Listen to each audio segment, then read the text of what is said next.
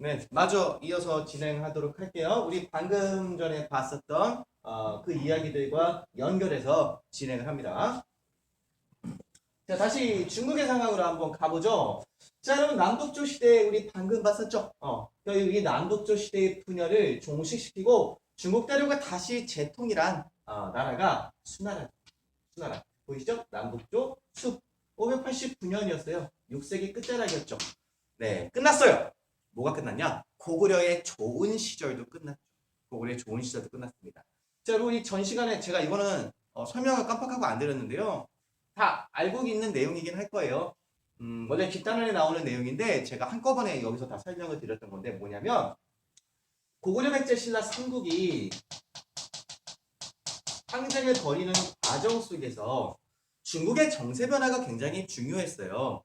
무슨 말이냐면 중국이 남북조로 쪼개져서 서로 남조와 북조가 대립하고 있을 때는 자기들끼리 대립하다 보니까 한반도 상황에 크게 신경 쓸 여유가 없었고 더더군다나 이 중국과 가장 밀접하고 지리적으로 그리고 가장 강력한 국력을 가지고 있는 고구려를 자기 편으로 포섭하기 위해서 남조와 북조 모두 꽤 노력을 기울입니다.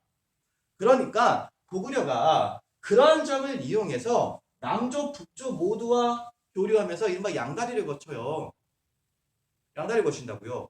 그래서 고구려는 남조와 북조 모두와 교류를 하면서 중국에서의 위협으로부터 완전히 해방돼 버렸었어요. 그러니까 안심하고 북쪽에서 위협이 없잖아. 그러니까 안심하고 남쪽에 있는 백제와 신라를 압박하기 시작했던 거죠. 그런데 그 고구려의 좋은 시절이 끝난 거죠. 왜? 수나라가 등장했습니다. 여러분, 중국은 아주 안 좋은 버릇이 있어요. 그 안 좋은 버릇이 뭐냐면 이 자국 내에서 강력한 통일 제국이 등장하게 되면요. 아시아 전체 질서를 쥐고 흔들려고 하는 습성이 있어요. 그건 심지어 지금도 그렇죠. 지금도 그렇죠. 중국의 주변 국가들이 편할 때는요. 아이러니하게도 중국이 여러 개의 국가들로 분열돼 있습니다. 중국이 분열돼야 한다는 이야기는 아니고요. 역사적으로 봤을 때는 그렇고. 이건 여러분 우리는 한국인이죠. 물론 이거 듣는 학생 중에는 중국 학생도 2명 있긴 합니다만 일단 여기는 한국이고 한국인들을 위한 수업을 하고 있는 거예요.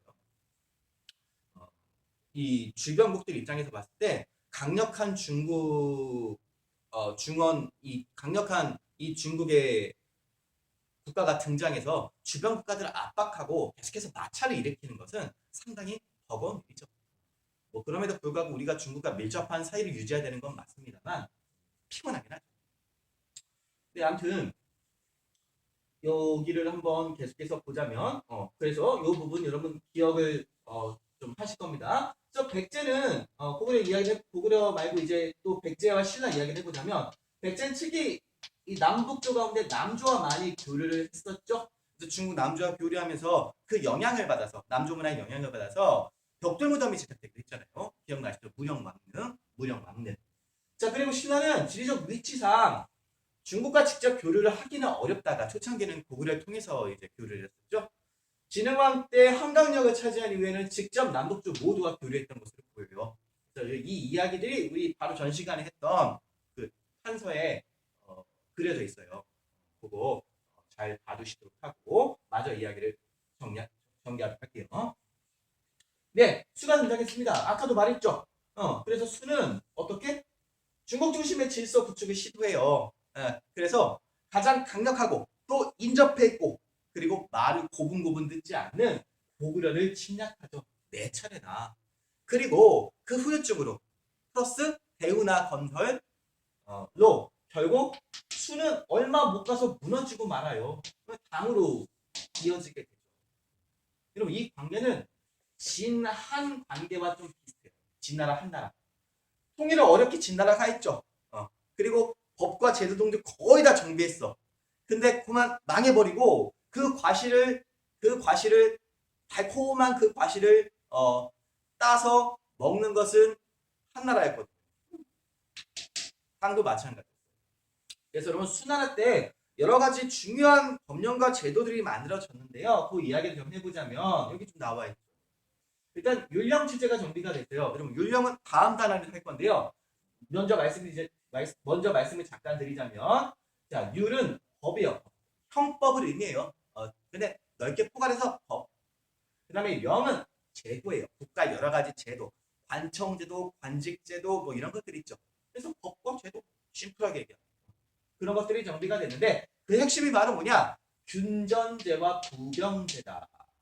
자, 뭔지는 이미 알고 있는 사람들 꽤 있습니다만 요령체제 부분에서 설명을 또 따로 드리도록 하고요. 단순히 설명을 하자면 국가에서 대다수 차지하는 이 농민들에게, 백성이 대다수 차지하는 농민들에게 토지를 지급하고 그에 대한 대가로 세금을 수취해가는 구조죠.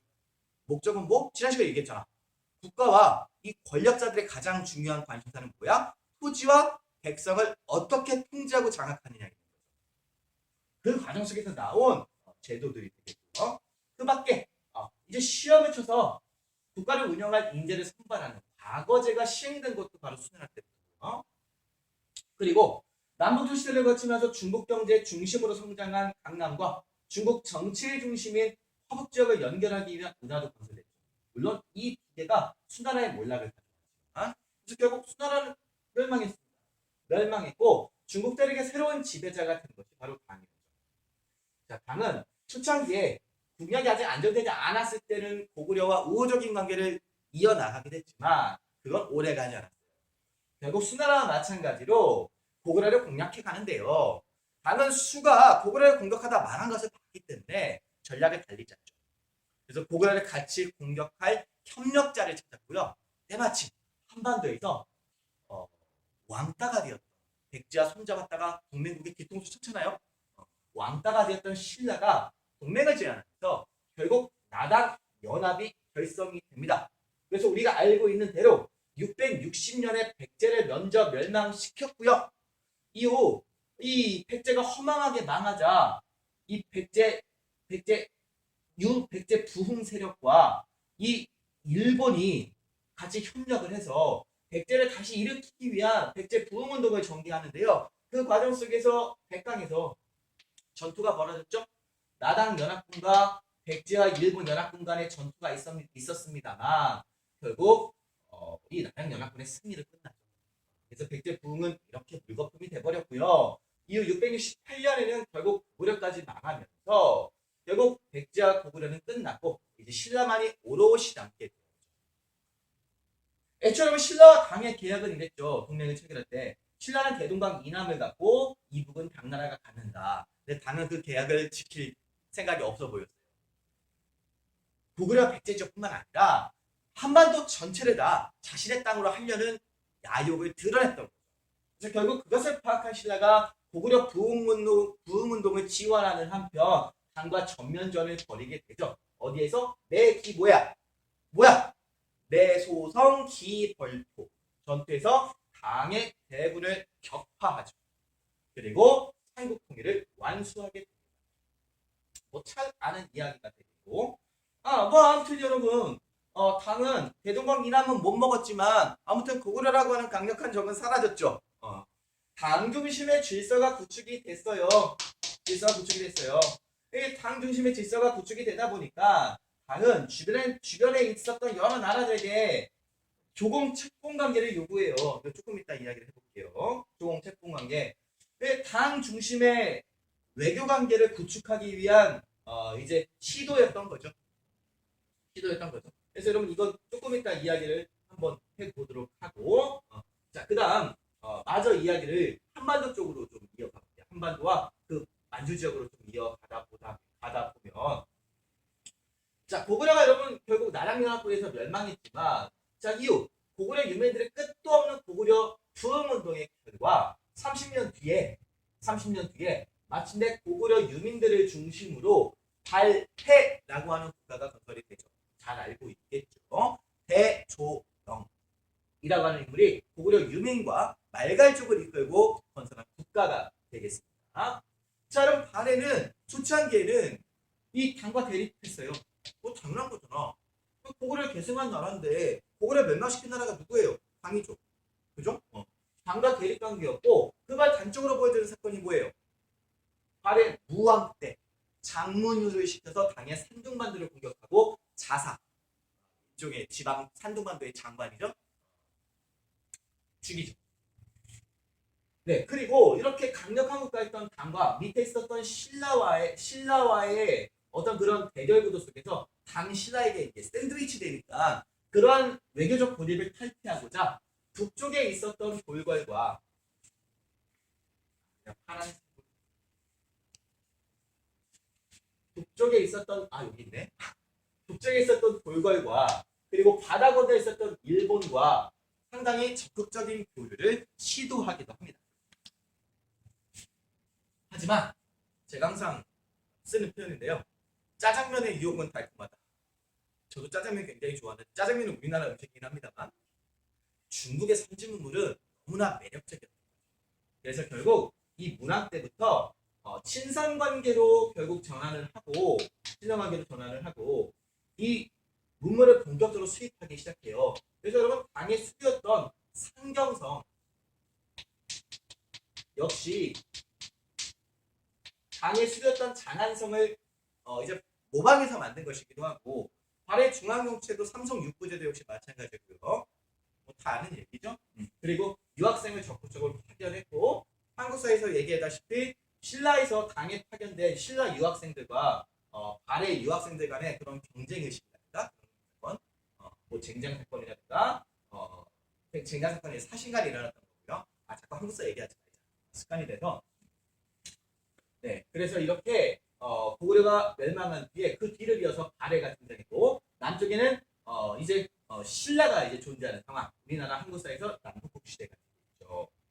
자, 그럼 여러분 이렇게 중국과 한반도에서 대격변, 각각 통일 왕조가 등장하는 대격변이 일어났을 때 일본에서는 어떠한 일이 있었는가 보시죠. 자, 1번 야마토 정권이죠. 야마토 정권입니다. 자, 야마토 정권에서 엄청나게 대규모의 체제 개혁을 추진하게 됩니다. 그게 이른바 여러분 뭐냐면 다이카 개신. 꼭 기억해 두셔야 되는 거죠. 다이카 개신인데 다이카는 여러분 이게 일본에서 중국을 따라서 연호를 제정한 겁니다. 이게 연호예요. 연호를 제정을 한 건데요. 다이카 개신은 어떠한 개혁이었냐면 당의 율령 체제를 수용해서 중앙 집권적인 국가를 갖추기 위한 중앙 집권적인 국가의 면모를 갖추기 위한 개혁이었어요. 갑자기 여러분 제가 아까 말씀드렸잖아요. 일본은 중앙 집권에 대해서 한반도에 있는 여러 국가만큼 집착하지도 않았고 그리고 지리적 요건상 그렇게 쉽지도 않았다. 근데 이때 노력을 했다는 거죠. 이유가 있을 거 아니에요. 이유가 있죠. 왜? 한반도와 중국에서 대격변이 일어났었죠. 그죠? 특히 당과 고구려 간의 피튀기는 전면전. 그 전에 고구려 수와도 수십 년간 이어서 싸웠잖아요. 그러한 상황이 일본에게 위기의식을 갖게 한 거예요. 야, 당과 고구려 전쟁이 일어나고 있고 그 다음은 우리가 될지도 모른다는데 그런 위기의식 하에서 안 되겠어. 우리 힘을 한 군데로 모아야지. 라는 노력이 있게 된 거죠. 그래서 여러분 이 다이카 개신을 뒷받침했던 것이 바로 누구냐면 이 당나라에 중국에 파견됐던 일본의 유학생들이에요. 일본의 유학생들 중심으로 해서 다이카 개신이 단행이 되었던 거죠. 자, 그리고 이후로도 본격적으로 중국의 선진 문물을 수용하기 위한 노력들이 이어집니다. 견당사, 당에 파견된 사절단이 되겠고요. 그리고 당의 선진 문물을 수용하기 위한 그 과정 속에서 당나라의 수도였던 장안성을 모방해서 나라 지역에 헤이조표라고 하는 수도, 성을 건설을 해요. 여러분, 도쿄, 일본의 지금 수도죠. 그죠? 도쿄. 여기 표가 성이에요. 수도라는 의미를 갖고 있어요. 그래서 성성 한자로 하면 헤이조표를 건설을 하게 됩니다. 이후 다시 지금의 교토인 헤이안 지역에 헤이안표를 건설해서 다시 수도를 옮기기도 합니다만, 자, 그래서 이런 다이카 개신이 이어지고 나서 그 이듬해는 아니고 그 이후에 자 이제 드디어 이름을 바꿔요. 야마토에서 국호를 일본이라 바꾸고 그 다음 천황이라고 하는 호칭을 공식화해요. 천황이라고 하는 호칭은 쇼토쿠 때부터 사용하긴 했는데요. 공식적으로 사용하기 시작한 것은 이쯤부터라고 이제 봐요. 그럼 일본의 국호는 딱 두 개밖에 없는 거죠. 우리나라는 수도 없이 많잖아요. 부여, 고구려, 발해, 고구려 뭐 다 많지만 고려조선 되게 많지만 일본은 야마토, 일본 이게 딱두 개예요. 국호가.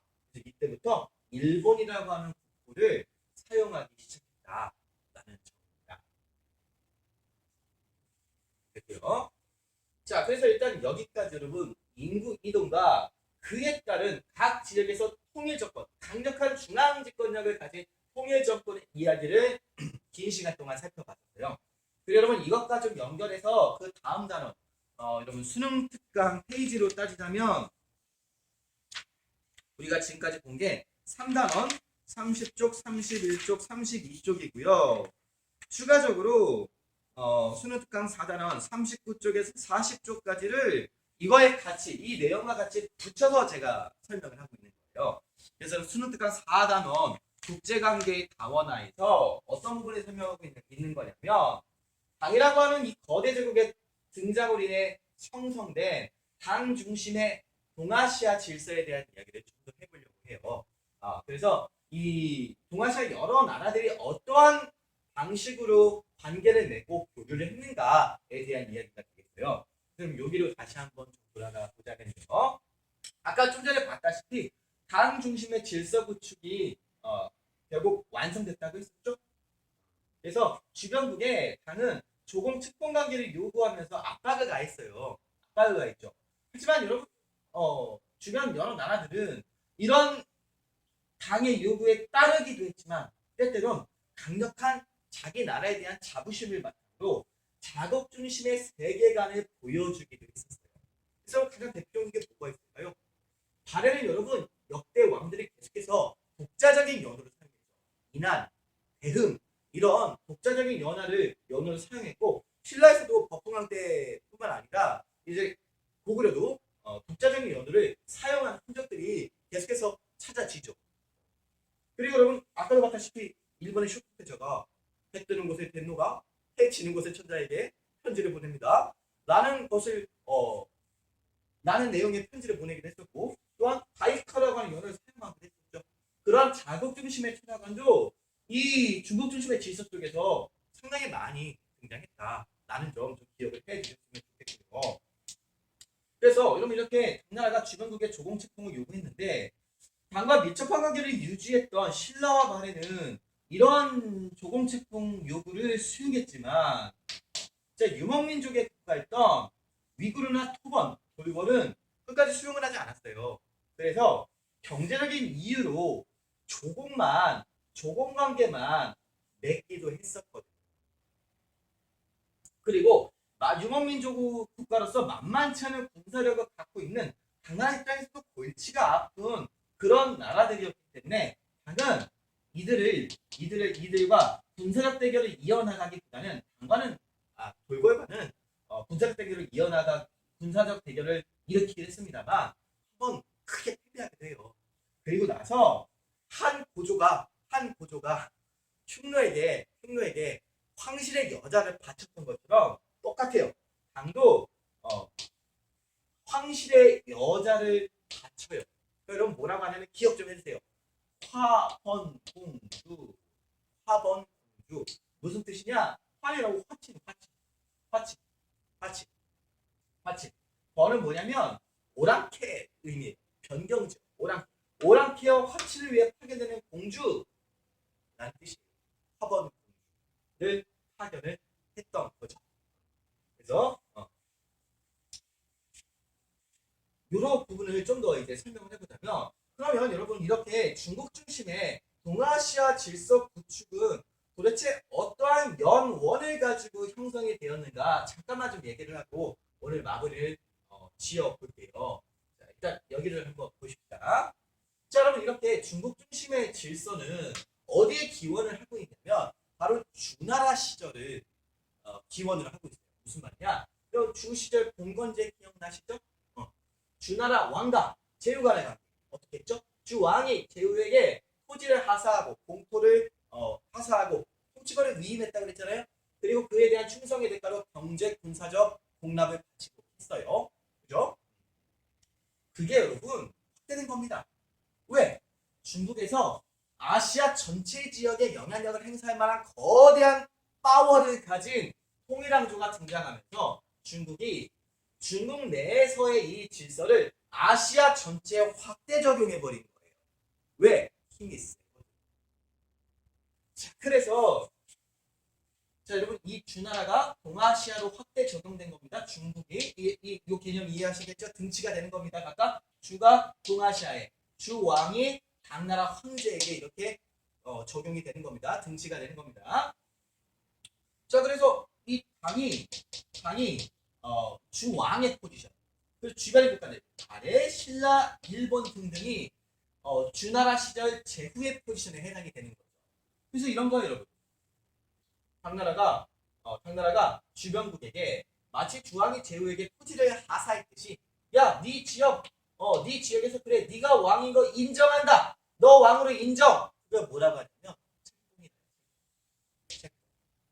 자, 그럼 내가 너네 지역의 지배자를 인정하니까 너는 나를 황제의 국가로 인정해줘야겠지. 동아시아 전체 지배자를 인정해줘야겠지.